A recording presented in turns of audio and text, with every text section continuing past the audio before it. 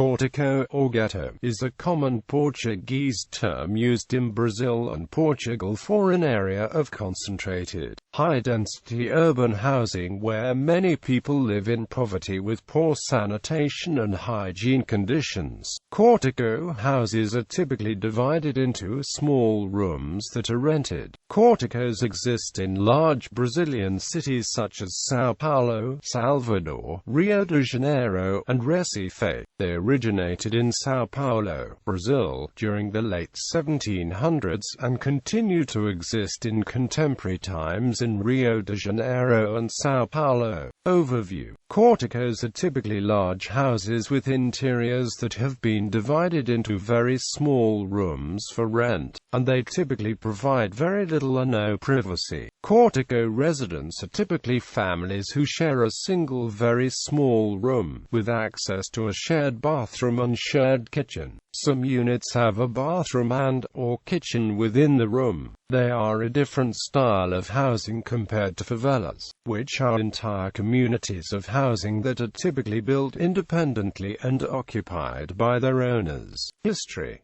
Corticos originated in São Paulo, Brazil, during the late 18th century, and were developed by Italian immigrants. Etymology. The term was made popular by Brazilian writer Aloísio de Azevedo in 1890 with the book O Cortico, a 19th-century realist, naturalist novel. The book portrayed aspects of poverty in urban culture during the late 19th century in Rio de Janeiro, Brazil. Rio de Janeiro. In Rio de Janeiro during the 1890s, corticos were poorly constructed tenements pieced together and stacked atop one another, whereby they resembled beehives. During this time, cortico tenants lived in cramped and crowded conditions, with poor quality water and sanitation facilities. Kitchen areas were shared, and corticos typically lacked open spaces, an ability to obtain much privacy,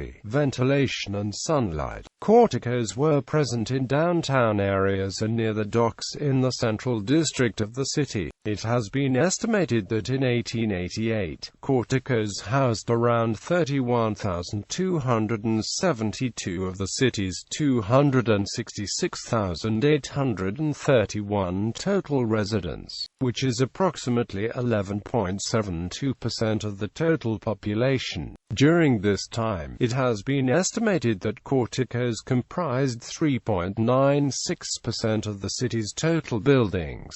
São Paulo. In São Paulo, corticos have been present in the center of the city since the 1880s. This began due to an influx of laborers working in the coffee market who needed affordable housing. During this time, many of the wealthy who inhabited the city center moved to suburban areas of São Paulo. In the 1960s, many businesses located in downtown São Paulo were abandoned or vacated, after which many of the buildings were transformed into corticos. During the 1980s, increasing numbers of buildings were abandoned, and during the 1990s, groups of organized people began moving into them.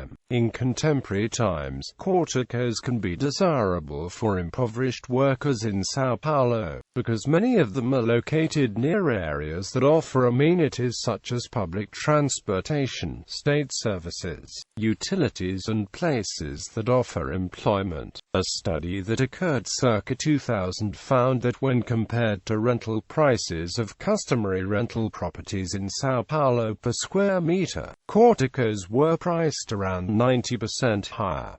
It was estimated that corticos in São Paulo in 1999 had an occupancy turnover rate of 47% per year. Corticos may sometimes be ignored or discounted by middle-class residents in São Paulo who live in areas where corticos exist, whereby city expansion developments and plans may not take the needs of cortico residents into full consideration. Per assessments performed and conclusions devised by some analysts. City officials and documents may also ignore the aspect of corticos in São Paulo. Today in São Paulo, some corticos are owned by landlords and their associates, who charge rental fees, and it can be a very profitable enterprise. In São Paulo, there is a term called mafia-de-Cortiço, which refers to people who specialize in renting houses to be sublet as corticos. Cortico managed by the mafia-de-Cortiço have specific names that correspond with the neighborhoods they are located in. Some of these names include Janelinha and Carnet in Paris, Casa Rosada in Higienópolis,